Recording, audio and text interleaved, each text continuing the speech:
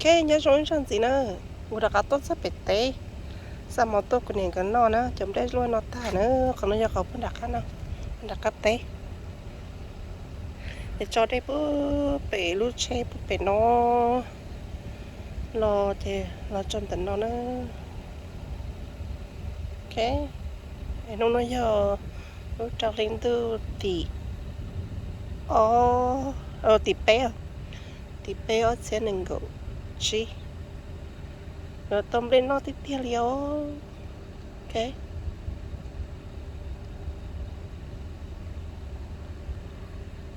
Rồi bố đặt cái tên à. Hôm nào cái tốt cho đây. Thì cái tốt dần gió. Thảo mong rồi bé mong sân xong đó nè.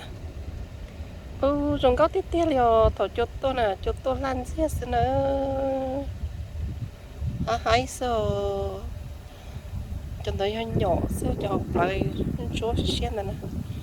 Cho em mấy anh này. Trong này nó nè. Tí cho chấm lên nè. Ok. Like this. Nó tí cho chấm lên nè. Ok. Thì trong này nó. Bên chấm lên mì cà trong này nó nè. Mong mì cà chấm lên trong này nó nè. Để cho đây đi nó nè. Ok. Hai tí tia liều cho tôi mà rong cao tí tia. Cho tao rong cao lên nó nè. Ok. Ble lon ble hòn cho hòn nhỏ đi nè, chỉ sỉnh sẽ ra thì giang sao ok. Thì vợ cháu có lần đó cũng còn nó cũng sẽ say cũng liên play thia. Để chia thuật thứ sẽ lo đi chào mình đã có thay bé say rồi nè. Chào bé thia tầm tới thì nó tới hơi sao? Nó tới sao nó là cho các chỗ nhỏ kia báo nè, em mà theo kia sọt tông cho cơ. Phụ tua tỉnh chạy bé take pre-order thế rồi đó cho bé cho regular customer chê lấy bao tiền cho bé ua nó rồi cho lấy phụ tua order bên đây nè bên đây lấy shit theo bé món bọc một xua món chả mày đỡ là xin á thì tao shit nè ok so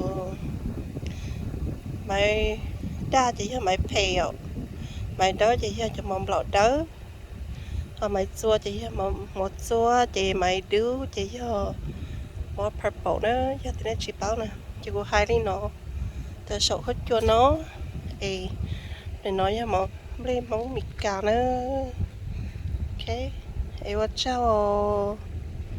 cho bé tay cũng cho bé lần chỉ đi nó xe chưa nó ngoài bé mà đặt khán trí rồi nữa cho nó chấm leo và cho bé mà sáng rồi có gió theo đi theo tao ok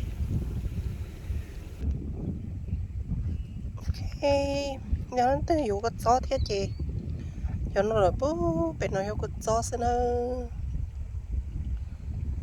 tên họ cả nó bố bé chỉ có gió có chuột theo có gió đau theo có gió đu theo có gió mệt theo có gió đá theo nhìn ta nữa ok cho nó họ cho tụi nó chỉ rốt sữa tới tới pata cho rốt sữa lẻ luôn liền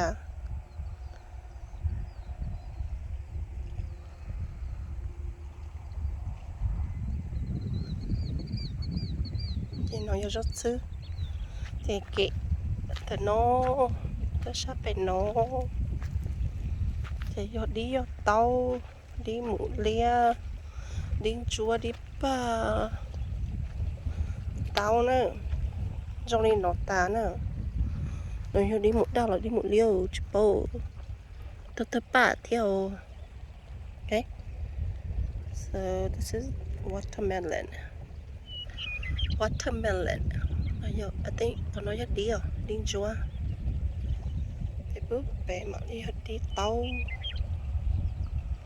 họ bố tí họ bố tí chân chế tí họ xin lỗi số thia đi yết thia đó nữa ok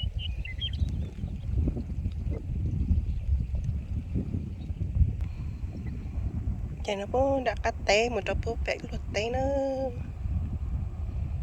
mà tay xài quậy chỉ trong đi nó ok tay xài quậy cho con nó hoặc là cho đây thì cho đi nó cho cứ lo cái hậu này nó nè để cho đây lo nè ok